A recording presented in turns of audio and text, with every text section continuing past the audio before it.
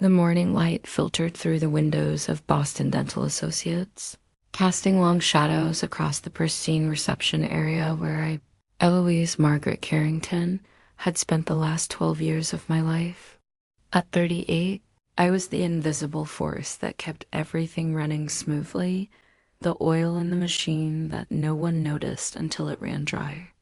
My silver-threaded dark brown hair was pulled back in a practical bun, and my gray-green eyes focused intently on the computer screen before me. Another appointment successfully rescheduled, another crisis averted. I smoothed down my navy sweater, comfortable, practical, unremarkable, just like me. That day, however, something shifted. As I sat at my desk, my phone buzzed insistently.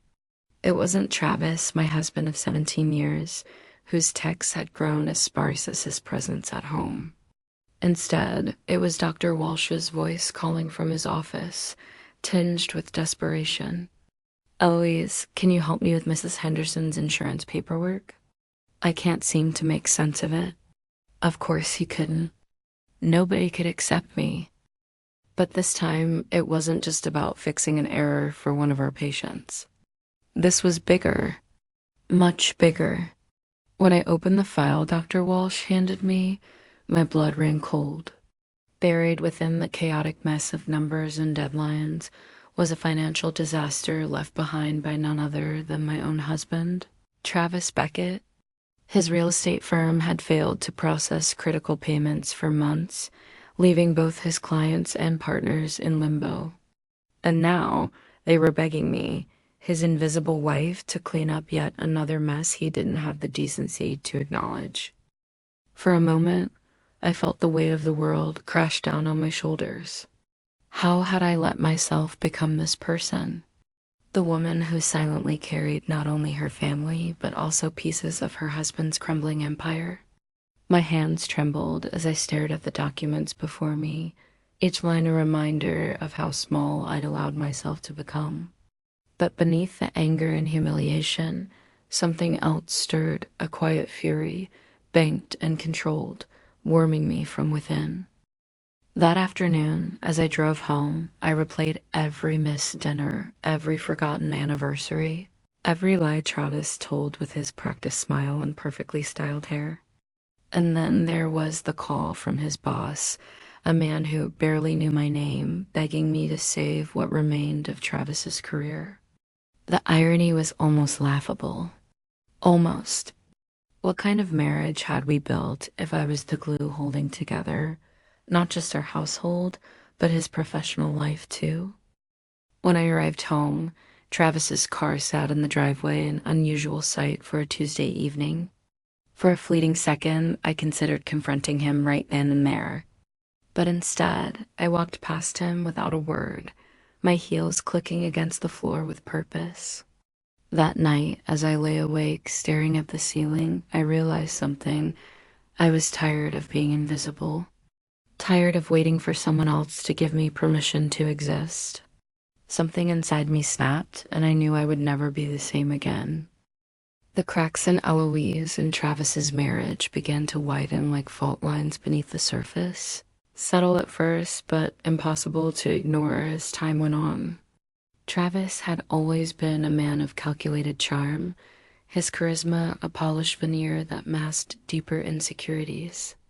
But lately, the distance between them felt less like an accident and more like a deliberate chasm.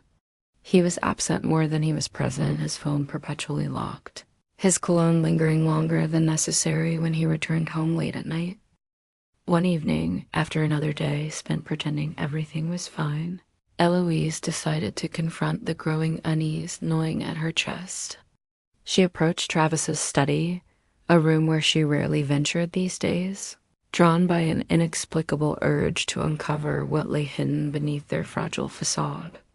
As she opened the drawer of his desk, a place untouched for years, a piece of paper caught her eye. It was a receipt from the Ritz-Carlton, dated just 2 weeks prior, for a single night's stay.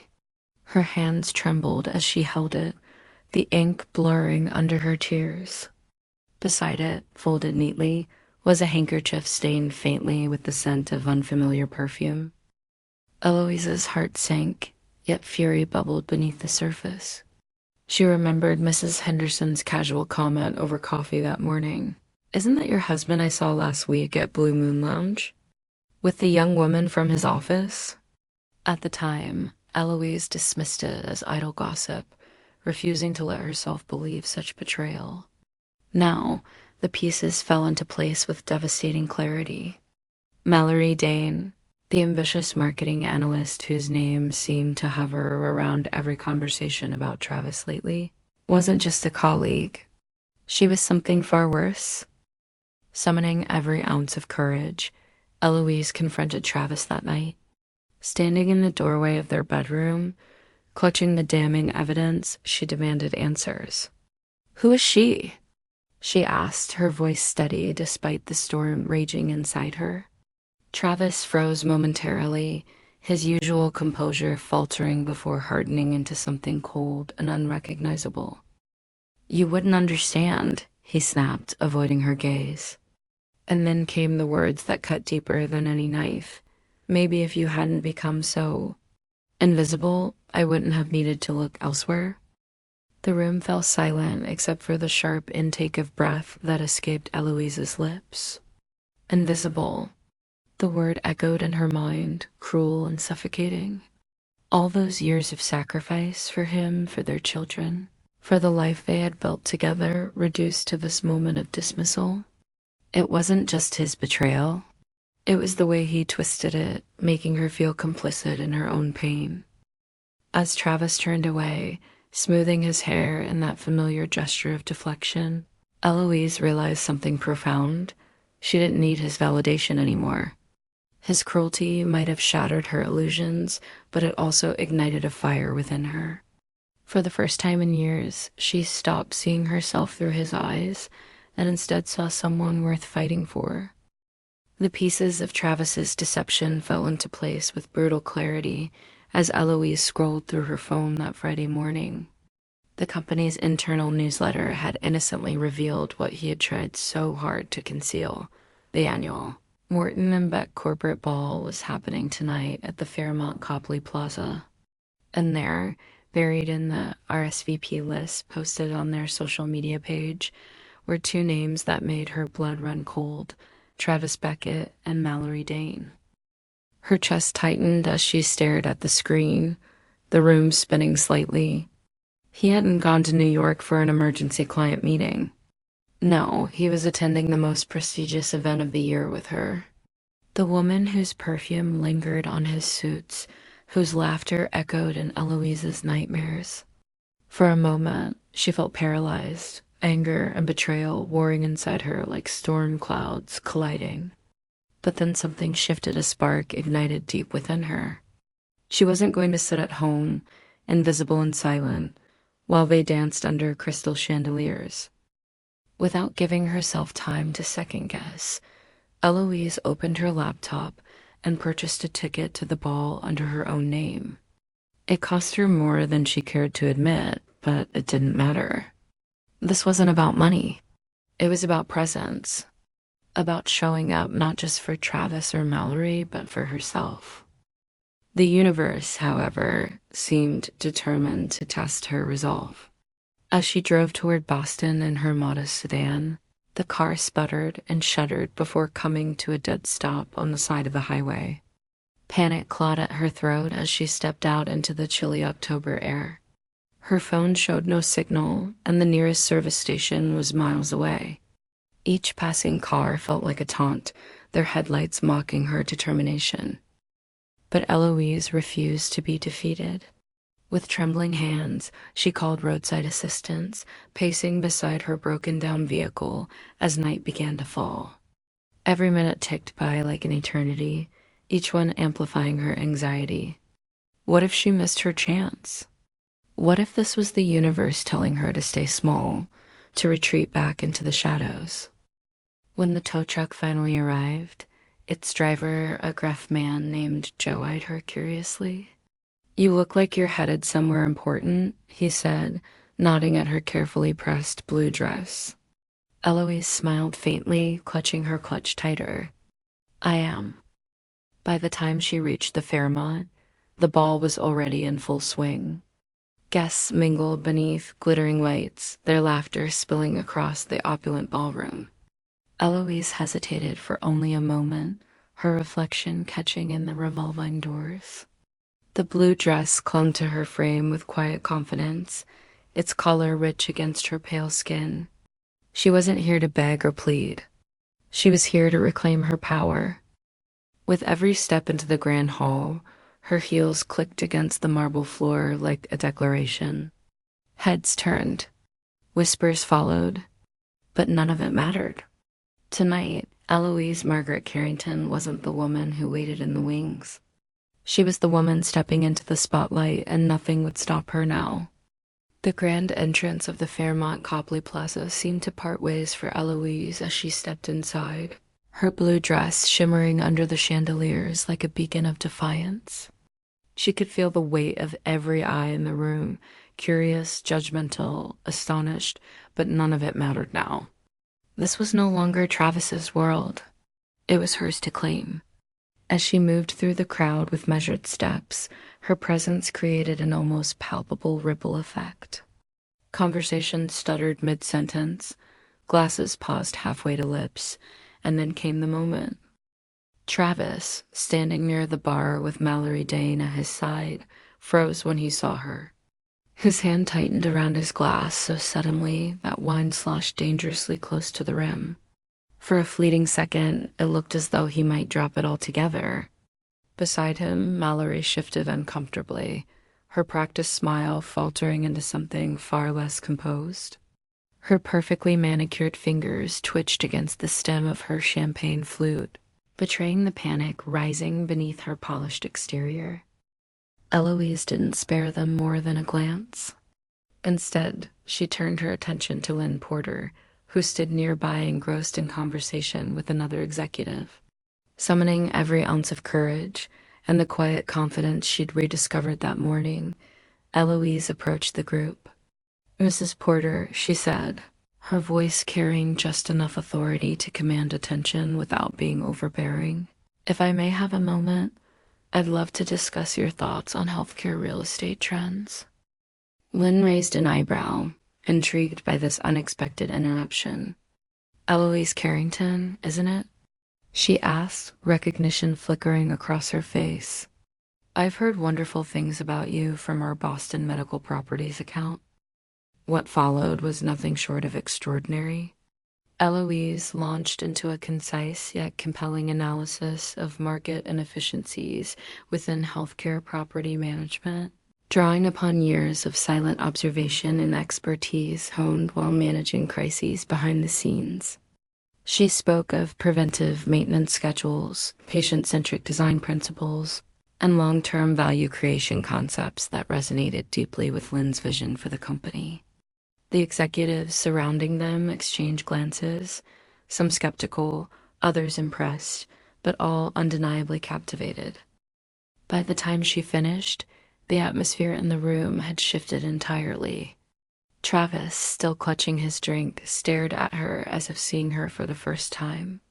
Mallory's earlier poise had crumbled completely, replaced by wide-eyed disbelief. Even Lynn, seasoned and unflappable, allowed herself a small smile. Well, she said, turning to the group, it seems we've underestimated Mrs. Carrington here. Perhaps there's more to discuss later. As Eloise nodded graciously, accepting Lynn's subtle invitation, she felt a surge of triumph, not because she sought revenge, but because she had proven something to herself. In that single act of stepping forward, she had shattered the illusion of invisibility that had cloaked her for so long. Behind her, whispers erupted among the guests. Some admired her audacity. Others speculated wildly about her intentions. But Eloise didn't care. She had walked into the lion's den not to fight, but to remind everyone, including herself, that strength wasn't about waiting for permission.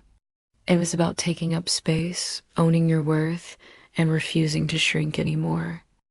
The morning after the ball, Eloise woke to a house that felt heavier than usual, as if the walls themselves were holding their breath.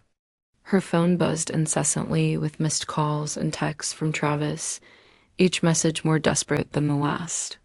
"We need to talk," he demanded in one. "You're ruining everything," he accused in another. But it wasn't until she saw the text where he blamed her for sabotaging his relationship with Mallory that her resolve hardened like steel. That evening, when Travis arrived unannounced at the door, his once immaculate appearance now disheveled, Eloise stood firm. "How dare you?" she said, her voice cutting through the tension like a blade. "You think I orchestrated this? That I walked into that ballroom to destroy your lies?" She stepped closer, her gray-green eyes blazing with fury. "Your dishonesty did this, not me." Travis faltered, his usual charm crumbling under the weight of her words. For the first time, he looked unsure, his hand twitching toward his hair before dropping limply to his side.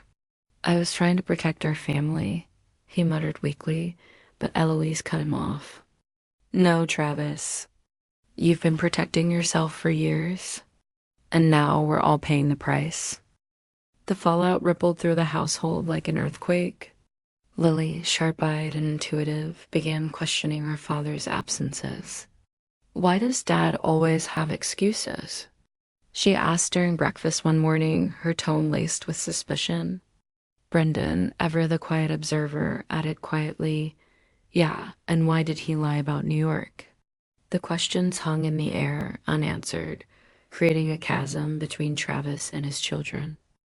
Eloise found herself caught in the middle, not just as a wife betrayed, but as a mother fighting to shield her kids from further pain. One night, after an argument erupted between Lily and Travis over dinner, Eloise intervened. "Enough," she shouted, slamming her palms on the table.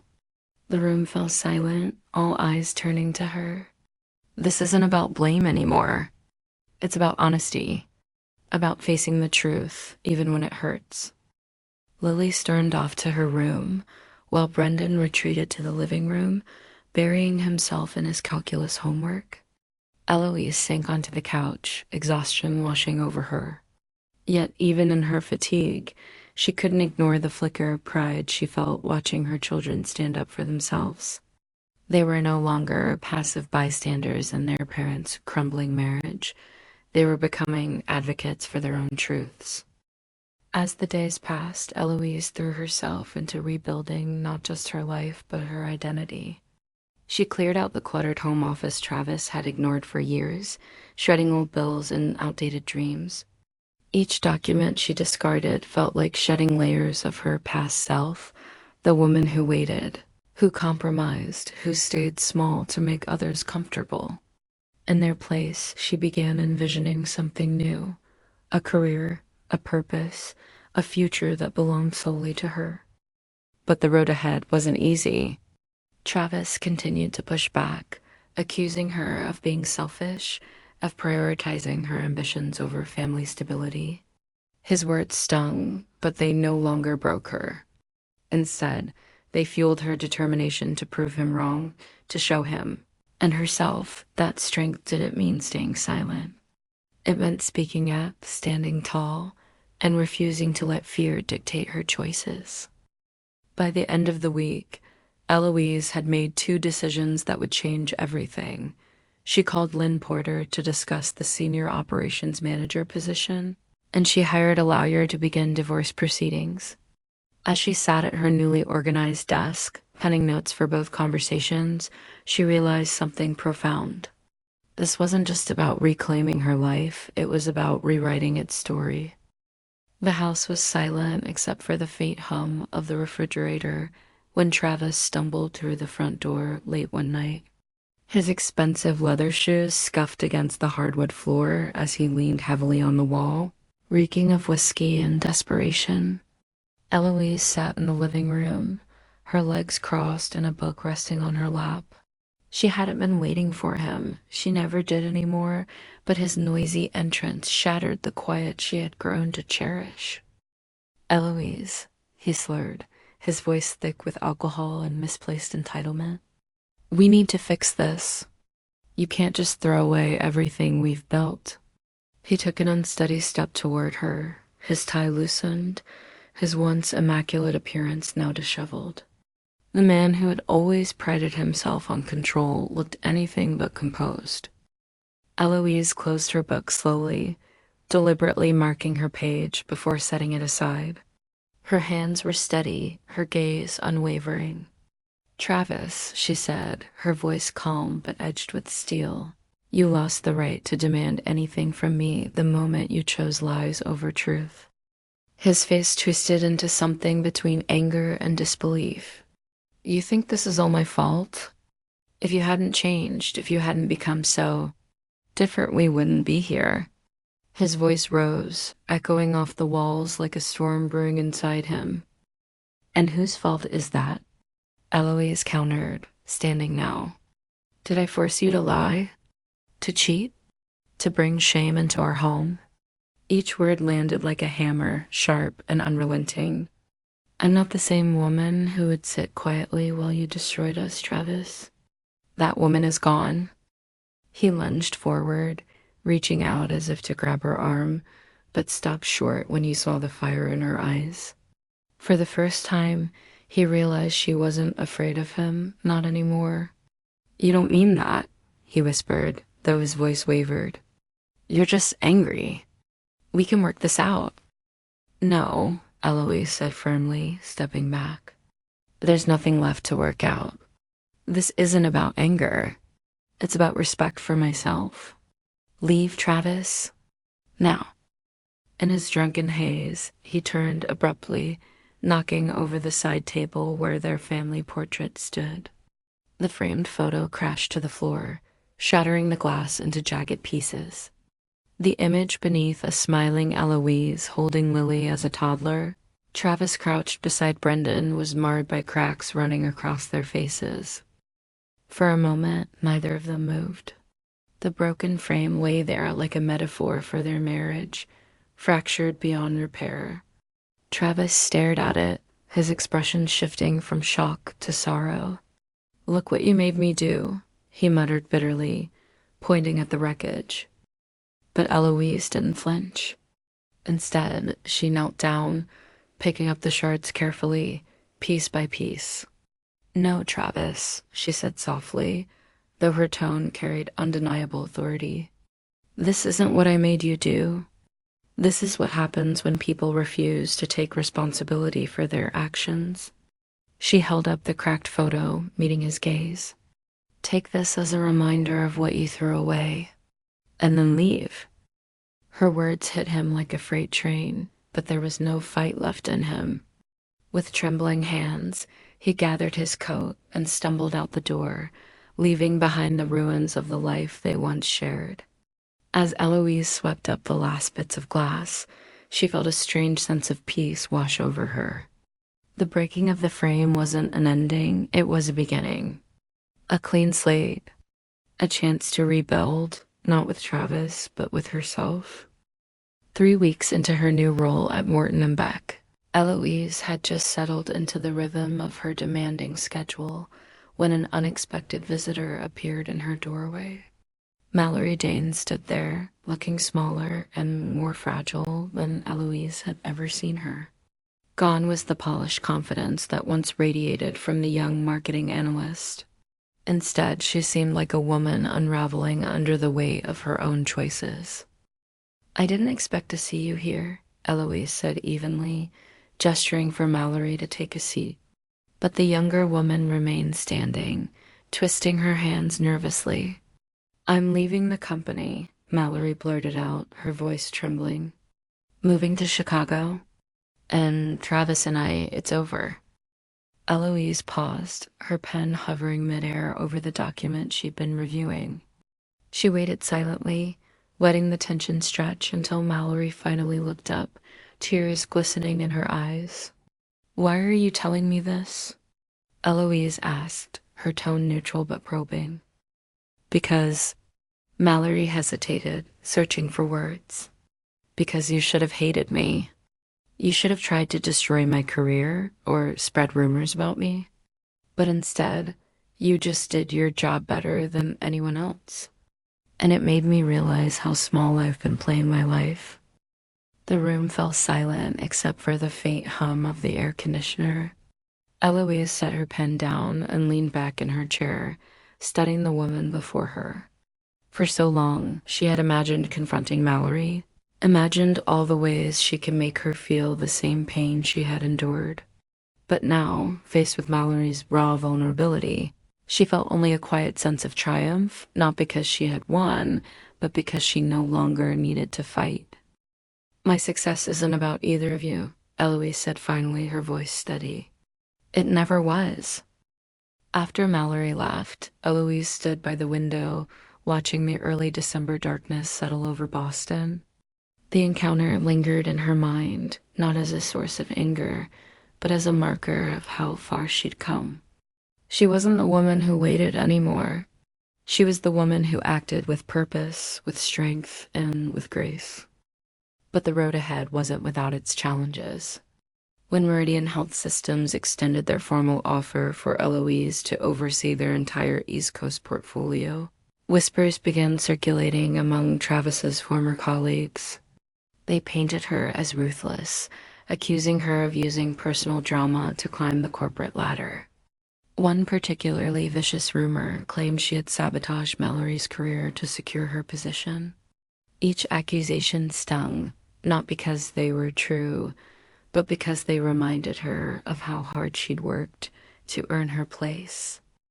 Determined not to let the negativity consume her, Eloise channeled her energy into preparing for the project. Late nights became her sanctuary, the glow of her laptop illuminating the quiet solitude of her office. With each strategy she outlined and each proposal she refined, she proved that her worth wasn't defined by gossip, it was rooted in undeniable competence. When she walked into the boardroom to present her plans, the air crackled with anticipation. Her former critics sat among the executives, their skepticism palpable. But as Eloise laid out her vision with precision and passion, their expressions shifted from doubt to curiosity, then to reluctant admiration. By the end of the presentation, even the harshest skeptics couldn't deny the brilliance of her approach. As she packed up her materials, one of the board members approached her. "You've changed the game, Eloise," he said simply. And for the first time, she believed it. 1 year after stepping into her new life, Eloise stood at the podium in Morton Beck's Grand Conference Hall, her presence commanding attention. The room buzzed with anticipation as executives, board members, and industry leaders filled the seats. She was no longer the woman who once lingered in shadows.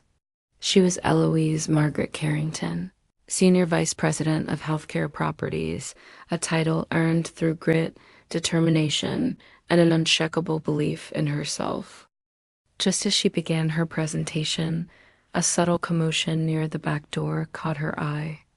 Travis walked in, his tall frame unmistakable even from across the room. He looked different, leaner, his hair slightly disheveled, his usual polished demeanor replaced by something softer, more vulnerable. For a fleeting moment, Eloise felt the weight of their shared history press against her chest. But then she remembered this wasn't about him anymore. It hadn't been for a long time. Clearing her throat, Eloise launched into her speech, her voice steady and resonant. She spoke of innovative strategies to transform medical real estate into healing spaces that prioritize patient care, staff well-being, and community connection. Each slide of her presentation reflected months of meticulous research, late nights spent poring over data, and countless conversations with healthcare professionals who trusted her vision. As she spoke, the murmurs of skepticism faded, replaced by nods of approval and whispered admiration. When she concluded, the room erupted into applause, not the polite clapping of obligation, but the thunderous sound of genuine respect. Travis approached the podium, his expression unreadable until he stopped a few feet away. "Eloise," he said softly, extending his hand. That was remarkable. For a moment, she hesitated, searching his face for any trace of mockery or condescension. But all she found was sincerity. Thank you, she replied, shaking his hand firmly. You've changed, he admitted, his voice tinged with both regret and awe. I used to think I knew what strength looked like. Turns out I had no idea. His gaze dropped momentarily before meeting hers again. You were always the best of us, Eloise. And I lost sight of that. I'm sorry. Her heart clenched at his words, not because they hurt, but because they confirmed what she already knew. She didn't need validation from him or anyone else to feel whole. Thank you for saying that, she said simply. But I'm not the same person you knew. None of us are. Later that evening, Eloise found herself on the rooftop terrace of the company building, the city of Boston sprawling beneath her like a glittering tapestry. She pulled her coat tighter around her shoulders, the cool spring air brushing against her skin. In her hand, she held the framed photograph of the blue dress, the symbol of her transformation that now rested in a memory box at home. Touching the glass lightly, she smiled, a quiet joy blooming within her. That night at the Fairmont had marked the beginning of everything. Her courage, her independence, her refusal to settle for less than she deserved. The woman in the photograph wasn't invisible anymore. She was radiant, unapologetic, free. As the lights of Boston danced below, Eloise realized something profound. Finding herself hadn't been about leaving. Travis behind it had been about reclaiming the parts of her soul she'd forgotten existed. The empty spaces in her life weren't voids to be feared. They were opportunities waiting to be filled. And now, standing here, she knew she had done exactly that. Eloise's journey wasn't just about reclaiming her life. It was about confronting the darkest corners of herself, the ones she had hidden from for years. For so long, she had existed in the shadows, shrinking into silence while Travis built his empire on lies and polished facades. But that night at the Fairmont, when she stepped into the ballroom clad in blue, something inside her shifted, a spark ignited in the depths of despair. She realized that waiting for someone else to validate her worth had only kept her tethered to a life half-lived. The road out of darkness wasn't easy. It demanded more than courage. It required her to dismantle every lie she'd ever believed about herself, that she wasn't enough, that her voice didn't matter, that her dreams were secondary. Each step forward felt like walking through fire, the sting of betrayal, the weight of rebuilding her family without Travis, and the pressure of proving herself in a world that doubted her abilities. Yet, with each challenge, Eloise discovered reservoirs of strength she never knew existed. When Mallory appeared in her office months later, broken and remorseful, Eloise didn't gloat or punish. Instead, she saw the moment as proof of her own evolution, a woman who no longer needed to fight others' battles because she was too busy winning her own. Her success wasn't defined by titles or accolades, but by the quiet confidence that came from knowing she had faced her deepest fears and emerged victorious. The final piece of her transformation came not in grand gestures, but in small, deliberate choices, planting a garden where none had been before, framing the blue dress as a relic of resilience, and teaching her children that vulnerability wasn't weakness, it was strength. As she sat amidst the tulips one spring evening, Eloise understood this truth. Finding your light isn't about escaping the dark. It's about realizing you've carried the power within you all along. And once you stop seeking permission to shine, nothing can dim your brilliance again.